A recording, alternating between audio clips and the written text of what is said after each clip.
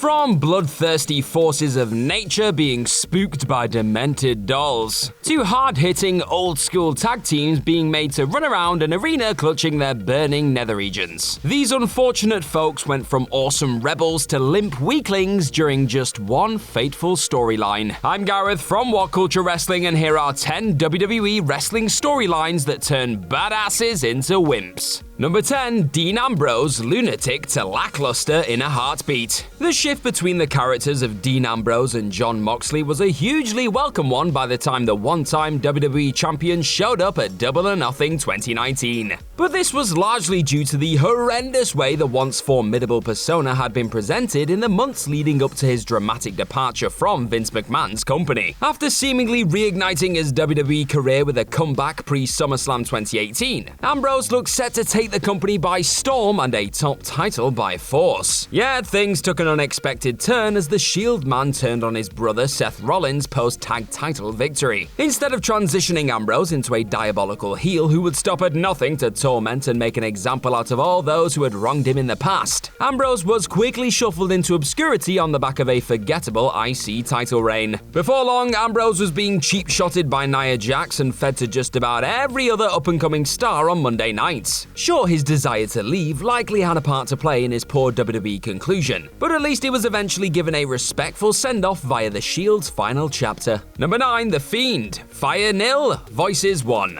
Pardon the cheap pun, but it's hardly a hot take to assess that Bray Wyatt was never really given a chance to be anything more than a glorified heel jobber. And his program heading into this year's WrestleMania seemed to act as the final nail in the coffin that was both his run as the once compelling Fiend and WWE career as a whole. Coming into the showcase of the Immortals, Wyatt and Randy Orton had been embroiled in what one would describe as a divisive feud, to put it mildly. Yeah, with that being said, Wyatt definitely still felt like the genuine threat out of the two, and was most definitely the odds-on favourite to walk out of Mania with a much-needed victory. A few years on from being bested by the Apex Predator at Mania 33, Wyatt was once again RKO'd into oblivion, and foiled by the sight of Alexa Bliss having a goo bath in a box. Just like that, a monster who survived being burned alive was sent into the abyss by the 3 most dangerous letters in sports entertainment: VKM. Number 8. Stone Cold Steve Austin, a limp deal with the devil. From sudden shifts in accents and demeanors to supernatural shape-ups, what works for one star can easily flop with another and vice versa. That being said, turning Stone Cold Steve Austin heel at the height of his unprecedented popularity, while unexpected, always had the potential to go down like a lead skull-shaped balloon. Flipping the character from no-nonsense ball of beer-drinking fury to sniveling coward, the tale of Austin suddenly aligning with his evil boss has gone down in wrestling infamy as one of the biggest storyline flops of its time. It was clear from the off that Austin was genuinely trying to bring something new to the character after years of being the poster boy for all things anti-hero. But fans just didn't want to turn their backs on the Austin of old, and the combination of his spineless antics still being cheered and a severe lack of other face options at the time made it only a matter of time before Steve rediscovered his Stone Cold spring in his step. Number 7. Braun Strowman, pathetic dances with the Fiend and the Tribal Chief. Finally winning the big one after being subbed in at the last minute at Mania 36. The monster among men was quickly nudged into the spot of SmackDown's top babyface in the absence of the big dog.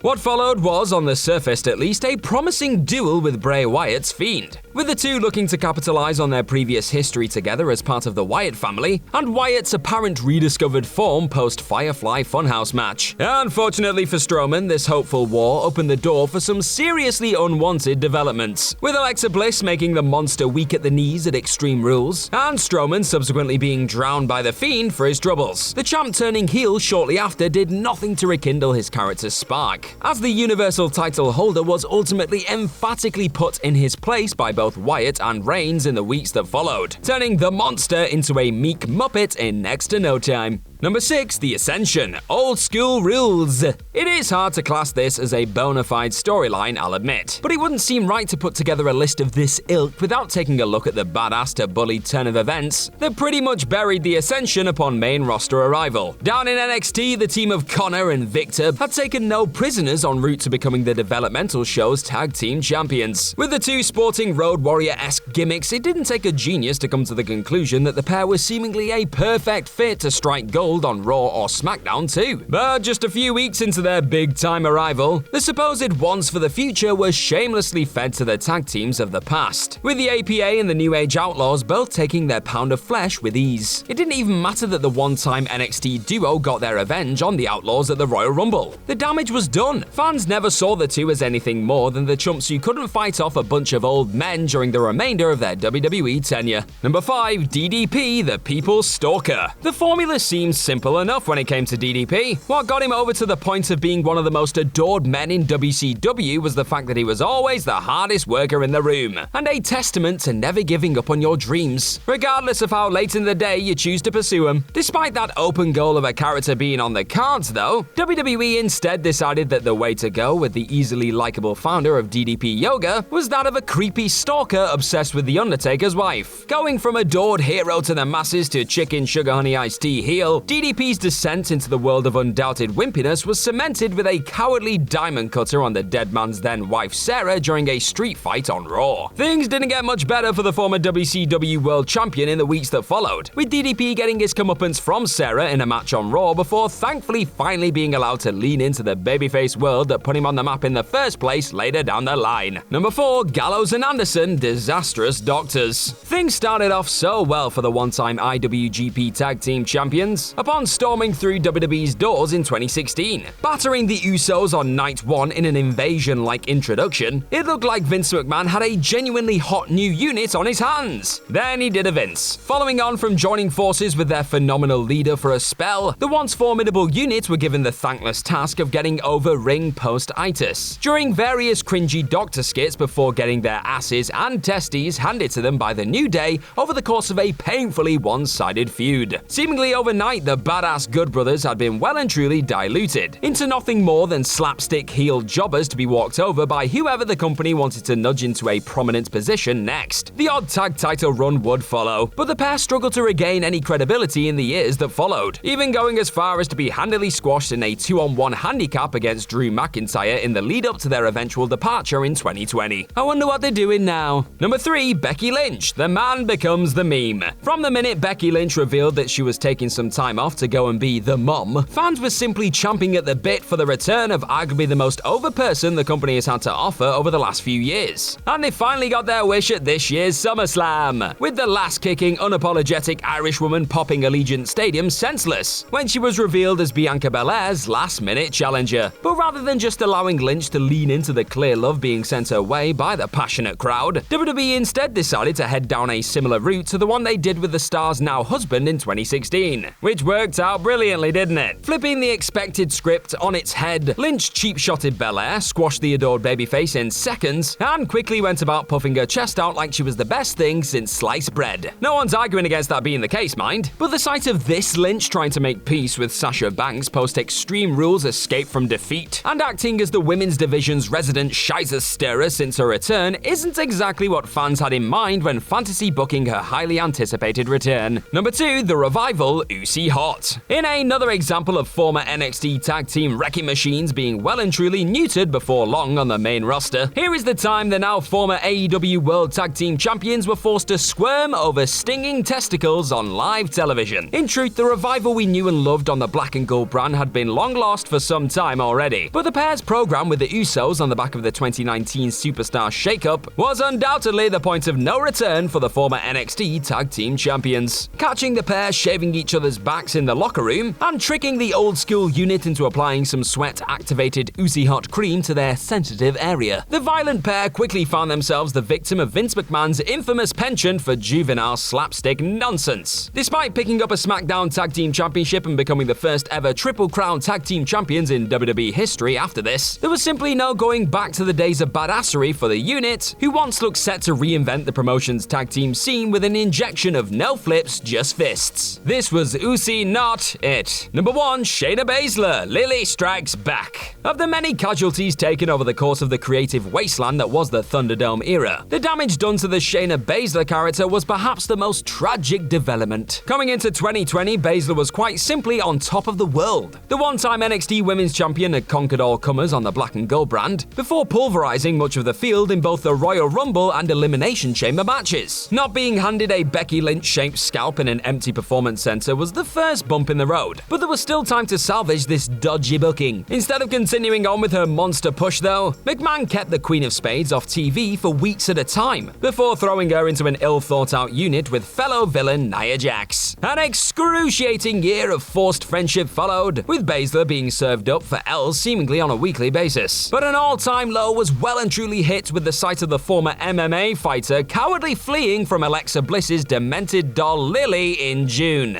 I don't have much else to add to that, really. Here's hoping a draft switch to SmackDown ushers in the second coming of the merciless being that lies beneath. And that's our list. Know of any other WWE wrestling storylines that turn badasses into wimps? Let us know all about them in the comment section right down below, and do not forget to like, share, and go and click on that subscribe button. Also, be sure to head on over to whatculture.com and find some more incredible articles just like the one this video you are watching is based on. I've been Gareth from What Culture Wrestling. Thank you as always for clicking on this video today, and I'm sure I'll see your faces very, very soon. Bye-bye!